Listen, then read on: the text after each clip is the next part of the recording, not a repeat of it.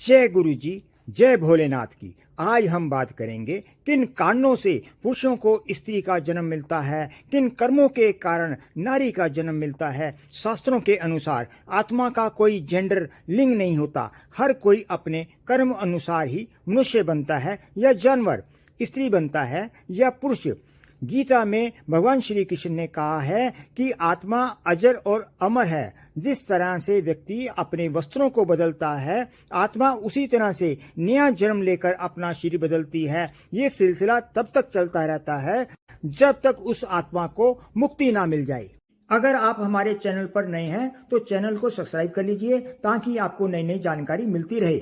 ऐसे में प्रश्न ये होता है कि जब आत्मा का तो कोई जेंडर लिंग नहीं है, फिर जन्म के समय ये कैसे निर्धारित होगा कि कौन सी आत्मा को पुरुष का शरीर मिलेगा और कौन सी आत्मा को स्त्री का। और जो आत्मा वर्तमान में पुरुष शरीर में है तो वो क्या अगले जन्म में भी पुरुष ही बनेगी या स्त्री भी बन सकती है।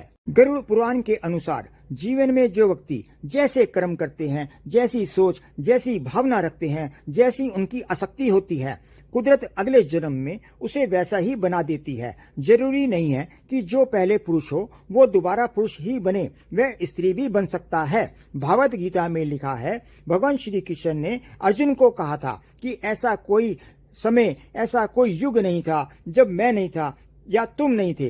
अंतर बस इतना है कि मुझे हर जन्म याद है और तुम्हें अपने हर जन्म याद नहीं है। तो आइए जानते हैं वह 3 कारण जो शास्त्र के अनुसार कौन से हैं जिससे स्त्री का शरीर प्राप्त होता है। गरुड़ पुराण में आत्मा के बार बार जन्म लेने के बारे में विस्तार से बताया गया है। गरुड़ पुराण में मनुष्य के जन्म मरण से लेकर आत्मा के परलोक गमन के अलावा आत्मा को अगले जन्म में कौन सा शरीर प्राप्त होगा का विस्तार से वर्णन है। आदि सभी सवालों के जवाब गरुड़ पुराण में देखने को मिलते हैं।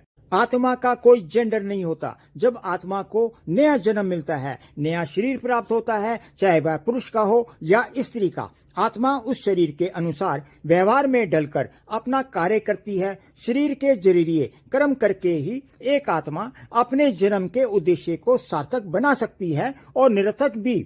अच्छे कर्म करके आत्मा मुक्ति के मार्ग की ओर अग्रसर हो सकती है और बुरे कर्म करके अपनी स्थिति भविष्य में और भी खराब बना सकती है, अपना लोक पुलोक अच्छा या खराब कर सकती है। आइए जानते हैं वो कौन से कारण हैं।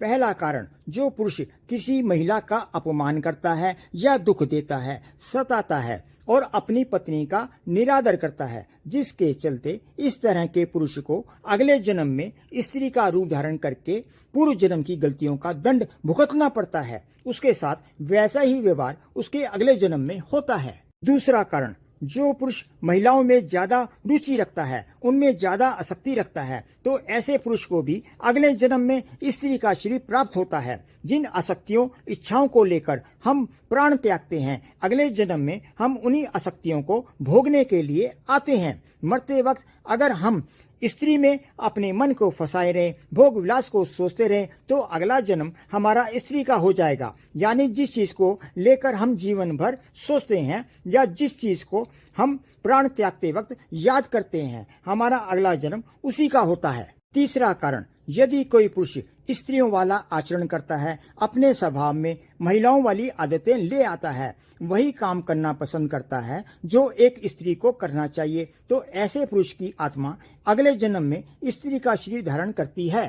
ठीक उसी तरह से जैसे मनुष्य पशुओं के समान आचार व्यवहार करता हो या उसका लगाव उनसे ज्यादा हो, आपकी चाहत व प्रवृत्ति के आधार पर कुदरत आपको एक अनुकूल शरीर देती है। मान लीजिए आपकी चाहत हर वक्त कुछ न कुछ खाने की है और आप खाने के दौरान ही मर जाते हैं, तो अगले जन्म में हो सकता है आपको पशु का शरीर मिले। आपको लगेगा कि ये तो सजा होगी, लेकिन ये सजा नहीं है। कुदरत आपकी प्रवृत्तियों, आपकी रुचि को देखते हुए उन्हें पूरा करने में किस तरह का शरीर मददगार साबित हो सकता है, वही शरीर आप पाते हैं। वहीं गरुड़ पुराण में कहा गया है, जो मनुष्य अंतिम क्षण में ईश्वर का नाम लेता है तो वह मुक्ति के मार्ग पर अग्रसर हो जाता है। यानी कि मृत्यु के अंतिम क्षण का विचार उसके अगले जन्म का आधार बनता है। मरते समय व्यक्ति की आसक्ति किस चीज में है, वह भी उसके पाप पुण्य, स्वर्ग नरक के साथ साथ अगले जन्म की योनि का भी निर्धारण करती है। इसीलिए शास्त्रों में कहा गया है कि मरते समय हमेशा भगवान राम का नाम लेना चाहिए, या फिर जिस भी ईश्वर को आप मानते हैं या गुरु को मानते हैं, जिनमें आपकी आस्था है, उनका ध्यान करना चाहिए, ताकि मृत्यु के पश्चात हमें उनके धाम में स्थान मिल सके। आपको ये जानकारी पसंद आई हो तो कमेंट बॉक्स में जय भोलेनाथ का जयकारा लगाइए। आज बस इतना ही, फिर मिलेंगे नई वीडियो में नई जानकारी के साथ। जय गुरु जी, जय भोलेनाथ की।